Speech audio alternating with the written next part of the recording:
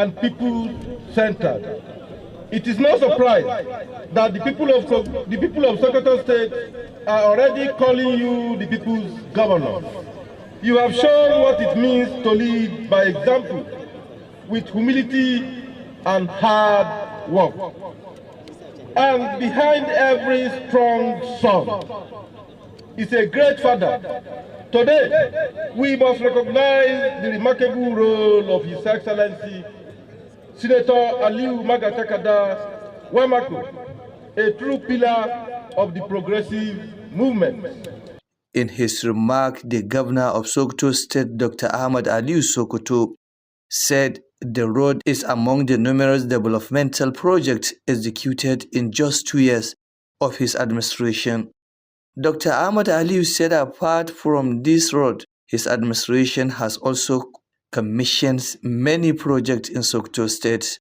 As many of you know, the RAM initiative aims to improve rural asset and agricultural marketing across participating states, while building a strong institutional and financial framework. All these are for sustainable development and management of rural roads.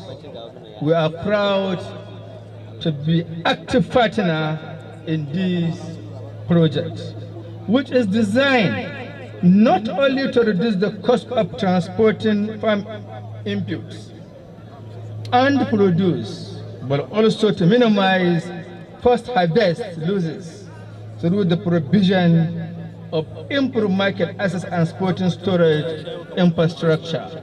In his comments, Sultan Muhammad Saad Abubakar praised the Sokoto State Governor Ahmad Aliyu for his concern for these flights of his people and urged him to sustain the efforts. Earlier in welcome address, Special Advisor to Sokoto State Governor on Rural Roads, Malami Muhammad Galadanchi, said the road was constructed in partnership between the Sokoto State Government, the World Bank and END under the Sokoto Rural Access and Agricultural Marketing Project worth over 2.2 billion naira.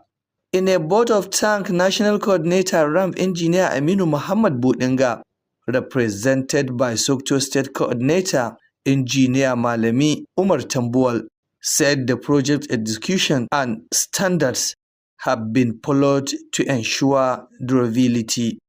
The highlight of the occasion was the commissioning of the road by the visiting governor.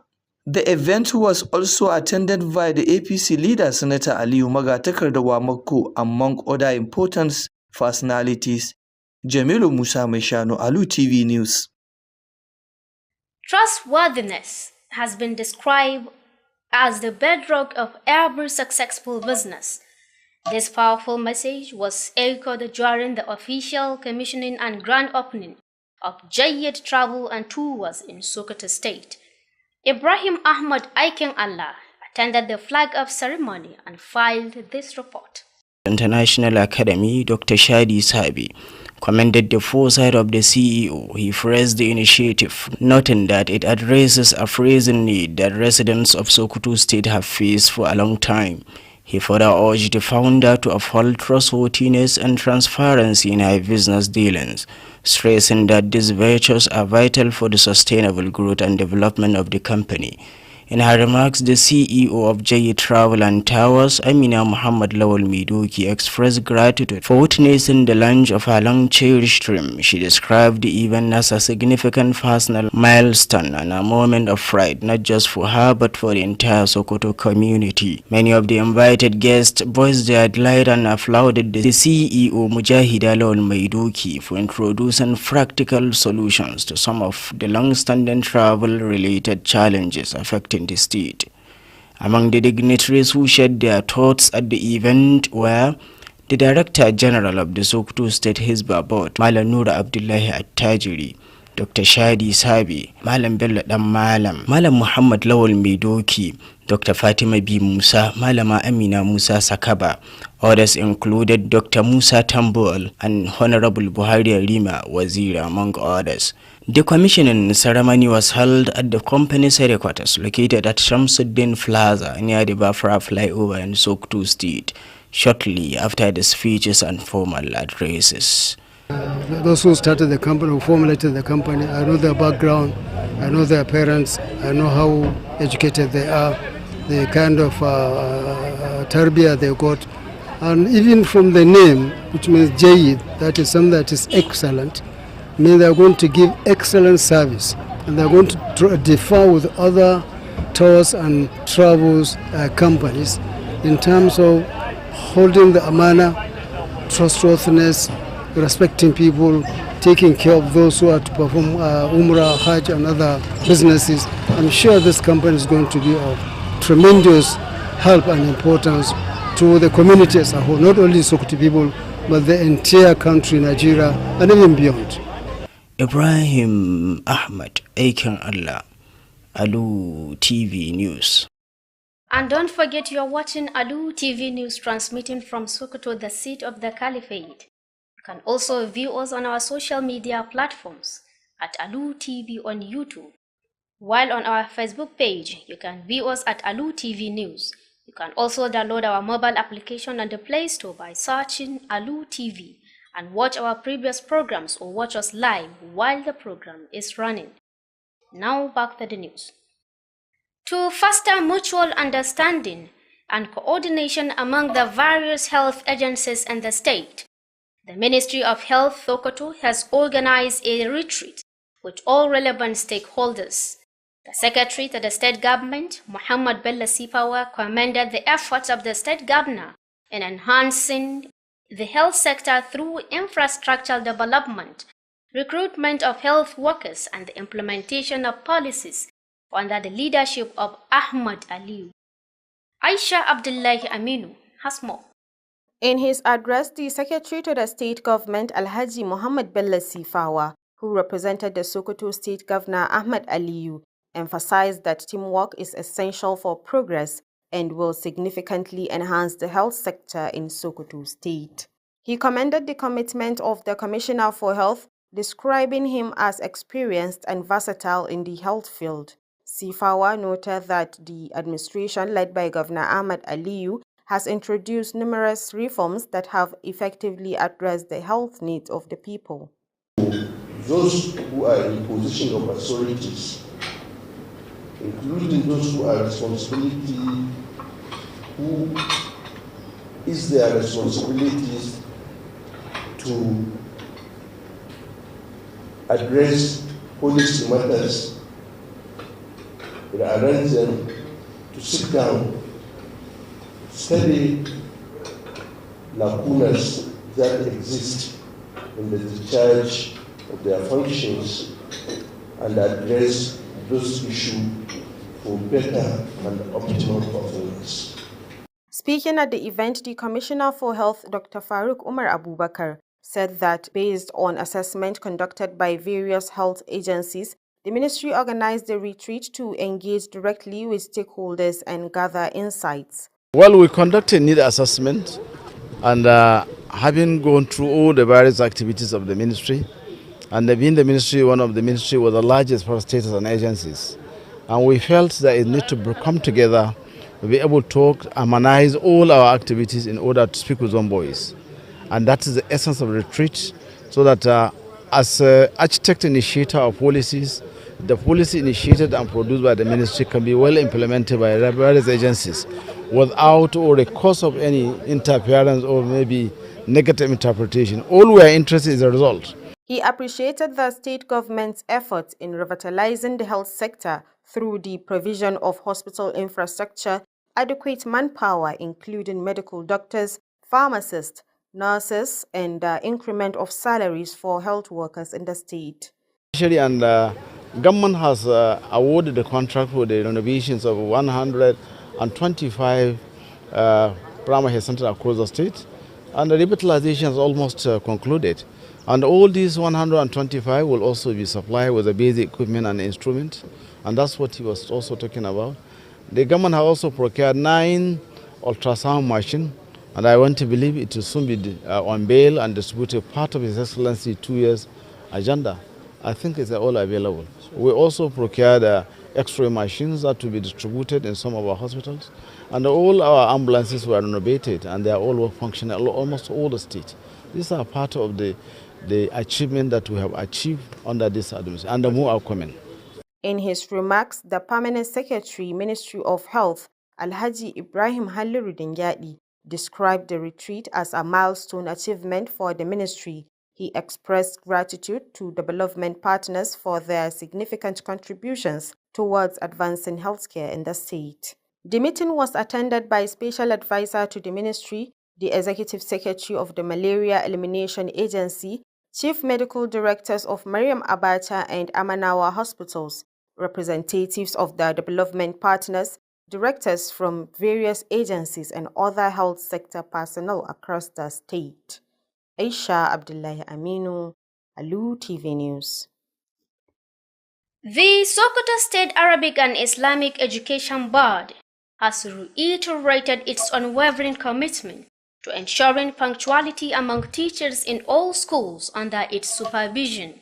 The Executive Secretary of the board, Ahmad Baba Altine, made this known during an early morning inspection tour of several schools, accompanied by the rectors from the board. Ibrahim Ahmad Aiking Allah will tell us more.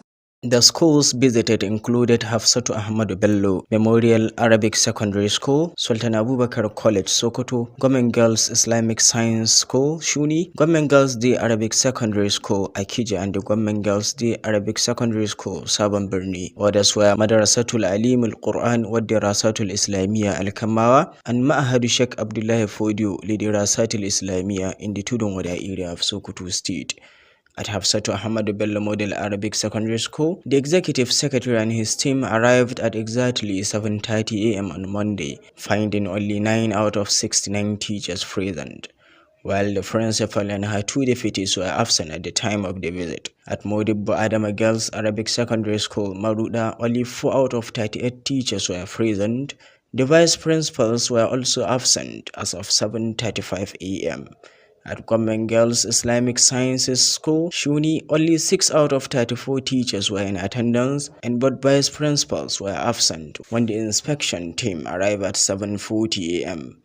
At Government Girls, the Arabic Secondary School, Akija, the inspection team arrived at 7:45 a.m. The principal and her 2 deputies were present, but the vice principal Arabic was absent. 30 out of 50 teachers were not in attendance. At Government Girls, the secondary school, Sabon Birni, the executive secretary and his team arrived at 7:53 a.m. where they met the principal and her 2 deputies, along with 21 out of 43 teachers present. However, the vice principal administration was absent. Speaking after the inspection, Ahmad Baba Altine stated that the exercise aimed to revive the long-neglected tradition of school monitoring, which had led to widespread laxity and absenteeism among teachers. He added that the State Commissioner for Basic and Secondary Education, Professor Ahmad Laden Ala, alongside other inspection teams from the board, had conducted similar visits to schools across the state in an effort to reform the sector and enhance educational standards. The Executive Secretary expressed disappointment over the low turnout of teachers, principals, and students in some schools visited. We have seen some school principals absent, which shows poor leadership. There was no leadership by example. And I have told them that she meet me in the office and explain why they are not in the school by 7:30. Because as a principal, as a vice principal, you have to be in the school by 7:30 to conduct assembly. But here where we came, they're not around. So you don't blame teachers, you don't blame students. If you come to the school and you didn't meet principals. So that's why I asked them to come to the office and explain why we should not discipline them for not coming to school early in the morning. Teaching profession is a noble profession. It's a profession of character modeling. It's a profession of leading by example. If you don't lead by example, then how do people follow you? He directed all personnel found absent without prior approval to report immediately to the board. He warned that failure to comply will result in disciplinary action in line with civil service rules and regulations. Ibrahim Ahmad Aikin Allah, Alu TV News. Thank you, and that is all we can take for today. But before we go, here are the main points again. We told you earlier that Governor Umar Namadi of Jigawa State has flagged off Shagon Sauki na Amadu, an initiative for the low-income earners in Sokoto State. You also heard that Governor Ahmad Usman Ododo of Kogi State has commissioned 7.7 kilometers of the Gande to Fako Road in the Silama local government area of Sokoto State. And lastly, the Ministry of Health, Sokoto, has organized a retreat with relevant stakeholders on health matters in the state. And that wraps up the news segment at this hour. On behalf of the news editor Bashar Abubakar and the rest of the team, I am once again Rahma Haruna Berniwa. Thank you for the privilege of your time.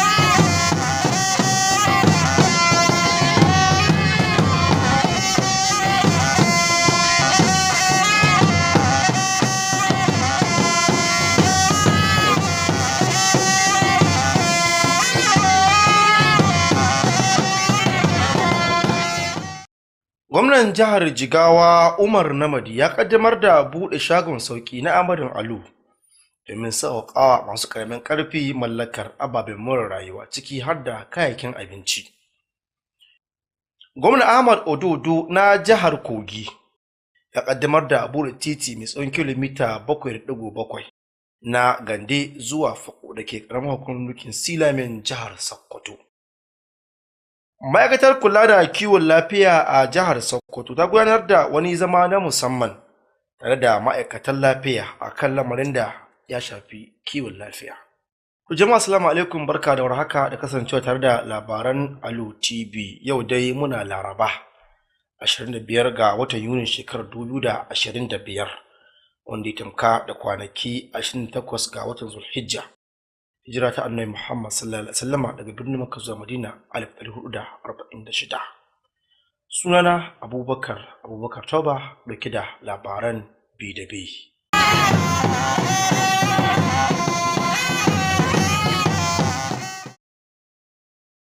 Gwamnan jihar Jigawa Umar Namadi ya kaddamar da buɗe shagon sauki na Amadun Alu, shirin da aka samar da zimmar ragewa al'umma matsin rayuwa sanadiyar cire tallafin mai.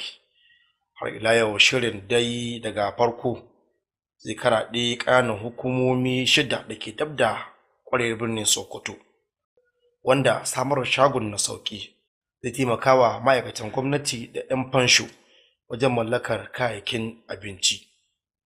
Wakilin mu da ke fadar gwamnatin jihar Sokoto Nasir Abubakar Kiri na da cikin wannan rahoto. Ƙananan hukumomin 6 a cewar gwamna Ahmad Aliyu su ne Sokoto ta Arewa, Sokoto ta Kudu, Kware, Wamako, Bodinga da kuma Dangishuni. Ya ce wannan shirin yana da manufar samar da abinci ya zama wadatacce ga waɗanda za su amfana, waɗanda kuma a cewarsa suke da ɗan ƙaramin ƙarfi a daidai lokacin da ake fama da matsin tattalin arziki.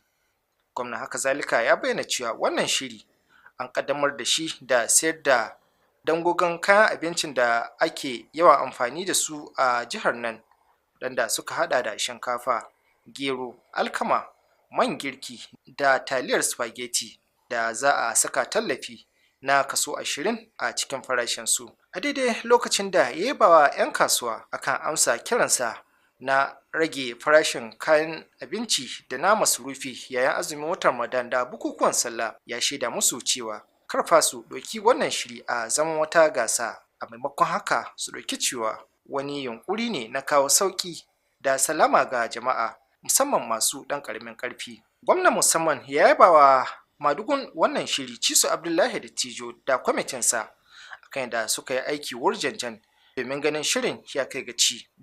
Ina mai farin cikin shaida muku cewa gwamnatin jihar Sokoto ta tsaya ta dibi yanayin da ake ciki na matsayin rayuwa kuma ta amince da cire kashi 20 na dukkanin kudin abincin da aka sau domin sai shi a sauwaƙe ga al'umma wannan jiha. Da yake jawabi daga bisani shi ma shugaban kwamitin Ciso da Tijo ya yaba gwamnan akan shirarruwa iri daban-daban na kawo jama'a sauki da ya fito da su, musamman samar da ton 30,000 na shinkafa wacce aka raba a lokacin ƙananan hukumomi 23 da ke faɗin jihar nan. Wani jin kan a cewar shugaban shine samar da motocin tireloli fiye da 23 makare da shinkafa da dangogin kayan abinci zuwa ga yankunan ƙananan hukumomin jihar nan, inda aka sayar tare da zabtare kaso 55 na farashinsu, da ma kuma samar da tallafi ga 'yan kasuwa domin karya farashin dangogin kayan abinci yayin watan Ramadana. Haka zalika Ciso Dattijo ya jaddada cewa wannan shagon sauki na Amadu Alu dukkanin hada-hadarsa za a biya ne ta hanyar asusun ajiya ba wai kuɗi lakadan ba. Da yake gabatar da kasida mai taken amana, Kalin Mallaman Sokoto ya yi kira ga jami'an da za su gudanar da wannan shiri da su rike amanar da aka damƙa musu. Malamin da ake matukar mutuntawa ya karanto wasu ayoyi daga cikin Alkur'ani mai girma domin kafa hujja da su, inda ya gargaɗi ga 'yan baranda da su shiga tattayinsu domin a cewarsa la'anar Allah da hukunci mai tsanani yana jiran su idan suka yi yunkurin zagon ƙasa ga wannan shiri da aka tanada domin tallafawa bayan Allah. Alhamdulillah, shi mai girma gwamna ya ɗauki amana daga kansa ya damƙa ma kwamiti na dattijai masu mutunci masu amana. Su ma sun sauke wannan amana zuwa gare ku safe agent. Da haka ku sani yanzu nauyi ya rage naku, ku tsare wannan amana, kada ku ci amana. Yayin bikin 'yan wasan barkwanci ƙarƙashin jagorancin Dr. Kanazir da tawagarsa sun baje hazaƙarsu tare da faɗakarwa dangane da wannan shiri na shagon sauƙi na Amadu Alu.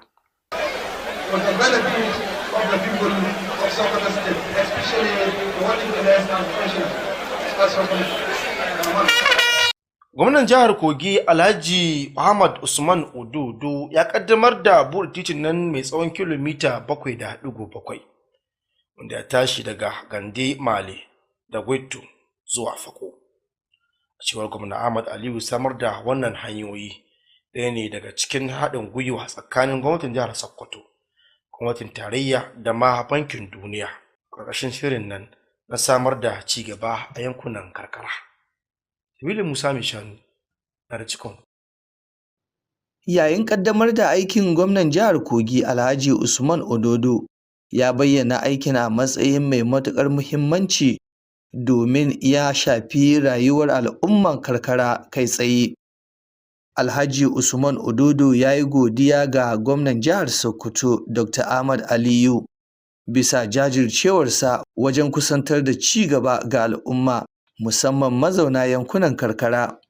A nasa jawabi, gwamnan jihar Sokoto Dr. Ahmad Aliyu Sokoto ya ce titin yana ɗaya daga cikin muhimman ayyukan ci gaba da gwamnatinsa ta aiwatar a cikin shekaru 2 kacal da ta hau karagar mulki. Ya ƙara da cewa baya ga wannan hanyar, gwamnatinsa ta riga ta ƙaddamar da ayyuka da dama a faɗin jihar Sokoto. Kamar yadda muka sani, gwamnati tana la'akari ga al'ummarta. Kullum abin da ke faɗa, ita gwamnati ba gwamna ne ake kira gwamnati ba, al'umma ne a gwamnati, da ni da kai da shi da ita da kuma al'umma baki ɗaya su ke haɗuwa su zama gwamnati.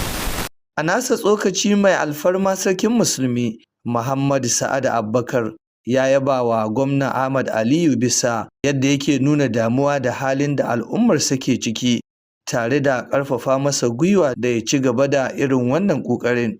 Tun da farko, a jawabin maraba, mai ba gwamnan Sokoto shawara kan hanyoyin karkara Malami Muhammad Galadanci ya bayyana cewa aikin titin an gina shi ne ta haɗin gwiwa tsakanin gwamnatin Sokoto da bankin duniya, da kuma asusun kula da hanyoyin karkara a ƙarƙashin shirin Sokoto Rural Access and Agricultural Marketing Project, wanda aikin ya kai kimar sama da naira biliyan 2.2. A jawabin godiya, coordinator ƙasa na shirin, Injiniya Aminu Muhammad Bodinga, wanda wakilinsa Injiniya Malam Umar Tambuwal na jihar Sokoto ya gabatar, ya ce aikin ya bi ƙa'idojin inganci da tsari domin tabbatar da ɗorewar aikin. Babban abin da ya ƙayatar a wajen taron shine yadda gwamnan jihar Kogi ya ƙaddamar da sabon titin. Taron ya samu halartar fitattun mutane da dama, ciki har da jagoran jam'iyyar APC Sanata Aliyu Magatakarda Makko. Ƙarshen rahoton kenan. Jamilu Musa Mai Shanu, labaran Alu TV. An bayyana gaskiya da riƙon amana a matsayin wani ƙashin bayan ci gaban duk wani lamari a duniya. An bayyana wannan ne a yayin buɗe kamfanin nan na shirya aikin hajji da umara a jihar Sokoto, wato Jayyid Travel and Tours a turanci. Ibrahim Ahmad aikin Allah ya halarci wannan ƙaddamar da buɗe wannan kamfanin, ya kuma haɗa mana rahoto akan batun. Inda kirkiro da kamfanin Jayyid Travel and Tours ne saboda a sauƙaƙa ma jama'ar jihar Sokoto, sannan a tabbatar da an samar musu hanyoyin yin tafiye-tafiye a cikin sauƙi da lumana tare da kwanciyar hankali. Gaskiya yau ba zan taɓa iya misalta daɗin da nake ji ba, saboda ɗaya daga cikin buruka na da nake fata an ƙaddamar da shi yau, kuma Allah ya cika mini burina. Abinda kawai nake roƙo shine Allah ya bani ikon ɗaukar nauyin da yake kaina, kuma Allah ya bani ikon sauke nauyin al'umma, kuma Allah ya bani ikon yin adalci da riƙe amana, kuma Allah ya dawwamar mana da wannan farin ciki har abada.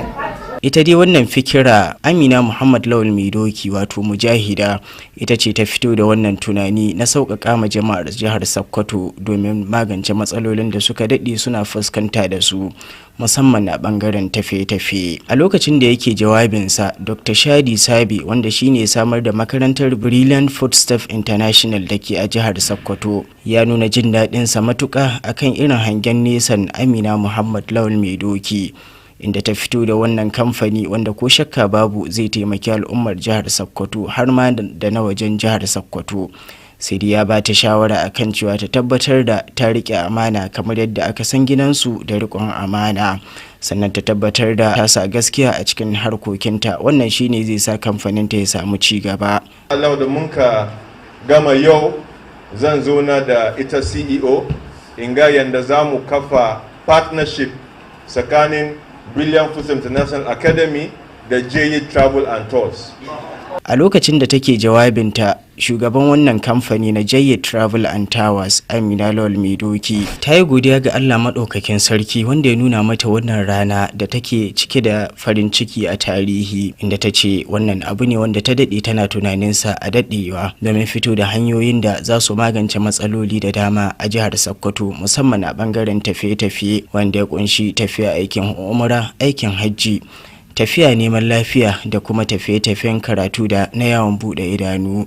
Mun samar da Jayyid ne domin mu inganta kuma mu sauƙaƙa hanyar da mahajjata da mutanen da suke so su ziyarci ɗakin Allah za su samu sauƙi ba tare da damfara ba ko ba tare da sun je wani gari ba. Shi yasa muka yi tattaki, muka yi shawara, muka kawo mana shi a nan cikin garin Sokoto, saboda mu ɗan asalin Sokoto ne kuma mun san abin da Sokotawa suke bukata.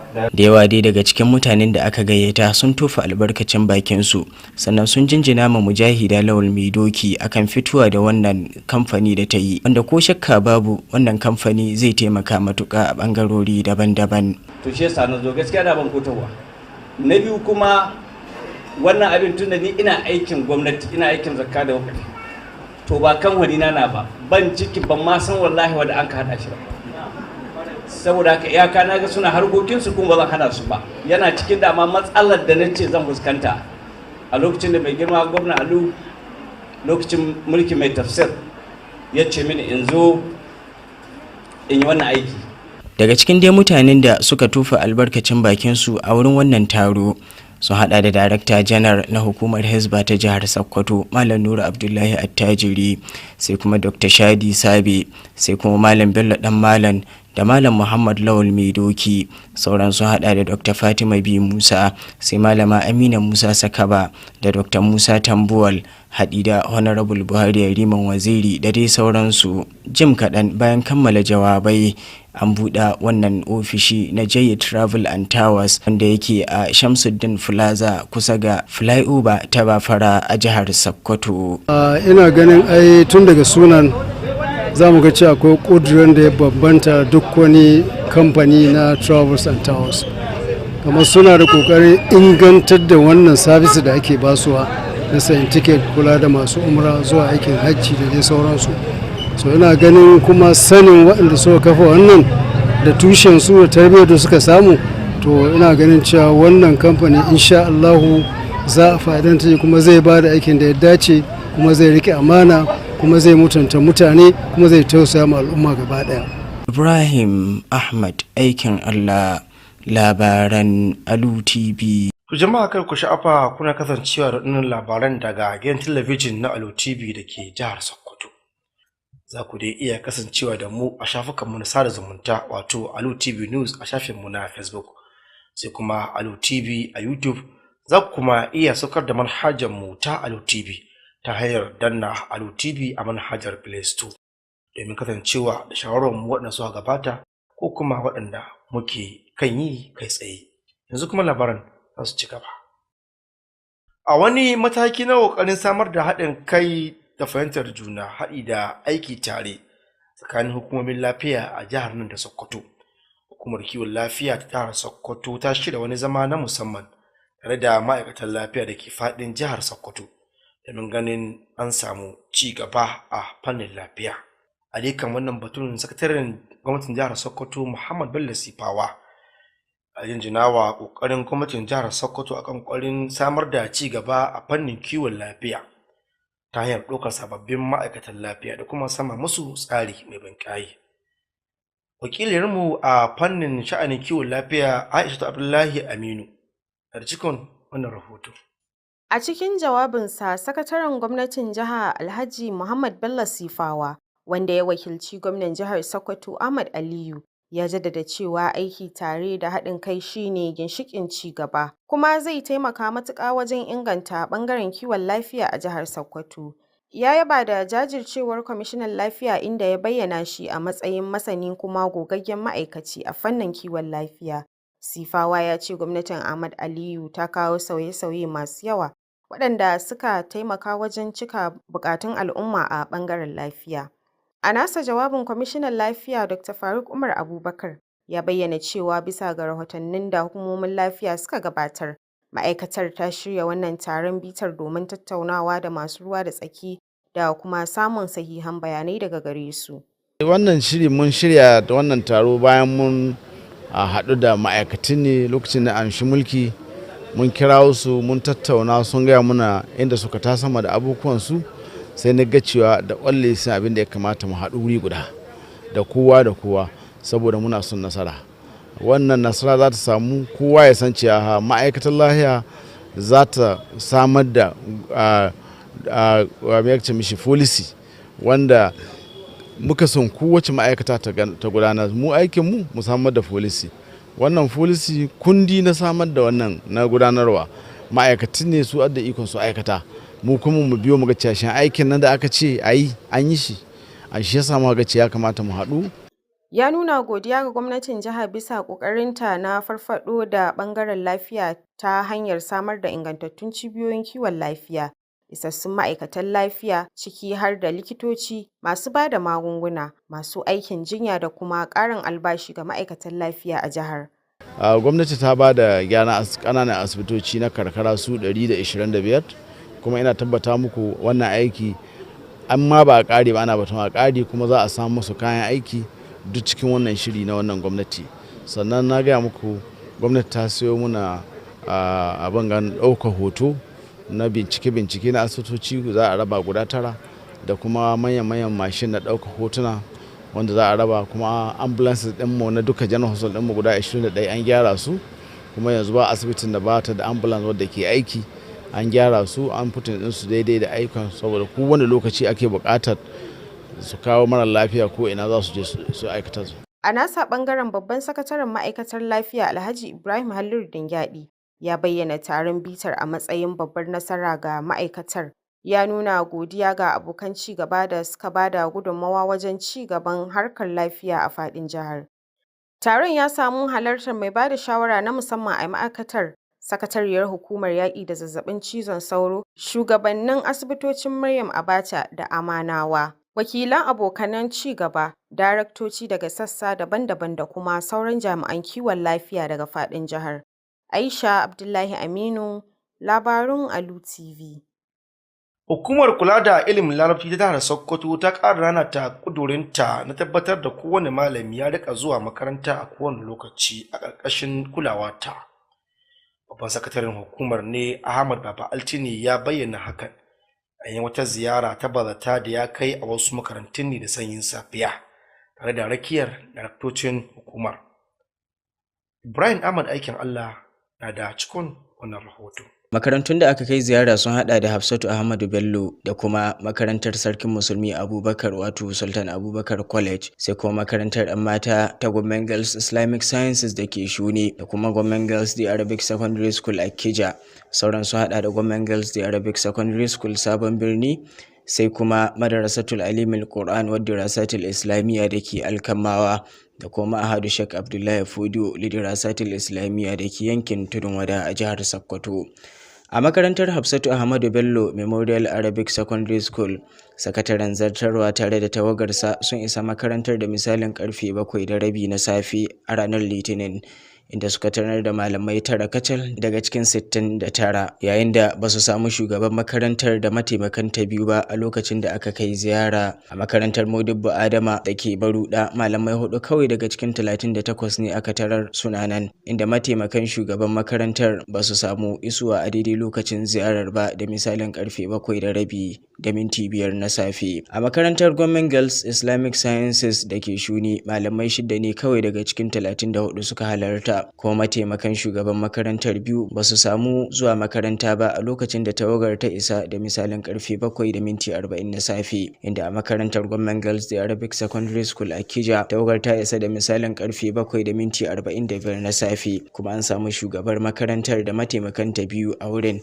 amma mataimakin da ke kula da bangaren larabci bai samu halarta ba, sannan malamai 30 daga cikin 50 su ma ba su makaranta. A makarantar Government Girls Day Secondary School Sabon Birni, sakataren zartarwa da tawagarsa sun isa da misalin karfe 7:53 na safe, inda suka tarar da shugaban makarantar da mataimakanta biyu tare da malamai 21 kacal daga cikin 43, sai dai mataimakin shugaban na harkokin gudanarwa bai samu zuwa ba. Yayin da yake jawabi bayan ziyarar, Ahmad Baba Altini ya bayyana cewa wannan aikin yana da nufin farfado da tsohuwar al'adar sa ido a makarantu wadda aka jima ana sakaci da ita, lamarin da ya janyo yawaitar rashin halartar aiki daga cikin malamai. Ya kara da cewa kwamishinan ilimi na bai daya Farfesa Ahmad Ladan Ala tare da wasu tawagar duba makarantu daga hukumar su gudanar da irin wannan ziyarar a fadin jihar domin gyara harkar ilimi da inganta matakin karatu. Sakataren zartarwar dai ya nuna rashin jin daɗin sa kai yadda malamai da shugabanni haɗi da ɗalibai ke kin halartar makaranta a wasu wuraren da suka kai ziyara. Ilimi abu ne wanda ya kamata ana zagayawa ana gani, don idan baka zagayawa ake ba za a yi shi da kamata ba. Kamar na sha faɗa shekara 8 da suka wuce wacce gwamnati ta yan awari din nan ba lausa ilimi kada ta suka kawai ba abin da gara kowa yake. Mun zo dole sai mun sha wahala wajen mai da abin da wani ke dori, don mutu ya saba da zama ne ba mai komi, to mu ce sai an gyara, to dole sai mun tudu kanmu ordinary laifi ba da ce mai to instruction ba birni da kuma shi na ake inspectors ne, amma ya ɓaci dole sai mun tudu kanmu. Kuma bisa gaskiya ban ji daɗin rashin isko su shugabannin makarantu ne a makaranta ba ƙarfi da rabi. Wannan ya nuna rashin sanin kai, rashin talajar kai da rashin sanin ya kamata, don shugaba ya kamata ya gwadi abu mai kyau don a kwaikwayo da shi. Ka zo makaranta bai kwadoli farsa bai nan to wa zai asambule bias bayan nan wa zai asambule, kuma ga wannan makarantar muka je nuna babu yara da yawa, amma duk da muka isko principal da bias ga akwai yara da yawa, to kaga abin ba malamai ɗan shafa ba har da mai yara, because sun san farsa bai zuwa sai su zama su da gaya mana farsa bai zo office su gaya mana meye hujjar su na rashin zuwa makarantar da wuri.